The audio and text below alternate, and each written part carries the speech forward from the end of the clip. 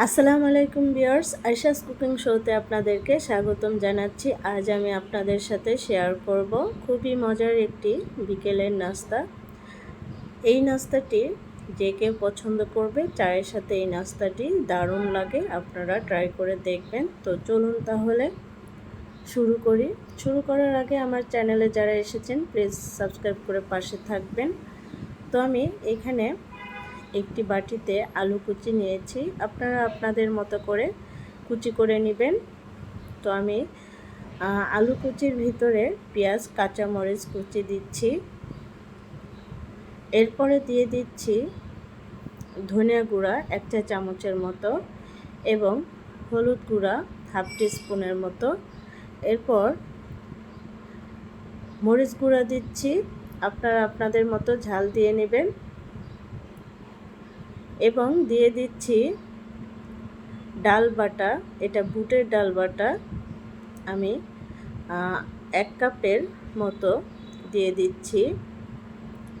এরপরে লবণ দিয়ে দিচ্ছি এবং দিয়ে দিচ্ছি 4 টেবিল চামচের মতো আটা। আপনারা চাইলে ময়দা দিতে পারেন। তো আমি 4 টেবিল চামচ আটা দিয়ে দিলাম। আটা দিয়ে এবার আমি ভালো করে মেখে নিব। তো মাখানোর সময় আটা দেওয়ার আগে একটু আদা বাটা রসুন বাটা দিয়েছি।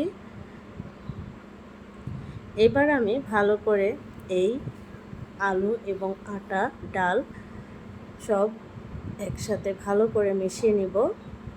আমি একটু চটকে চটকে মেখে নিলাম। যদি দেখেন যে এরকম হয় তাহলে আপনার এই ডোটি পারফেক্ট হয়েছে। আর যদি শুকনা শুকনা হয় তাহলে আর একটু পানি দিয়ে নেবেন, তাহলে ঠিক হয়ে যাবে। তো এবার আমি চুলায় এসেছি, চুলায় কড়াই বসিয়ে দিয়েছি, তেল গরম হয়ে গেছে। এবার আমি পাকোড়াগুলো দিয়ে দিব। তো আমি চুলার হিট রেখেছি মিডিয়ামে রেখে এই পাকোড়াগুলো ভালো করে একদম ক্রিস্পি করে ভেজে নিব। তো এ পর্যায়ে আমার রেসিপি ভালো লাগলে প্লিজ একটা লাইক দিয়ে দিবেন। তো ভিউয়ার্স, আমার পাকোড়াগুলো প্রায় হয়ে এসেছে, আমি উল্টে পাল্টিয়ে দিচ্ছি।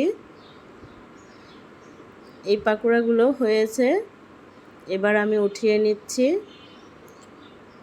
তারপরে আপনাদেরকে পরিবেশন করে দেখিয়ে দিচ্ছি।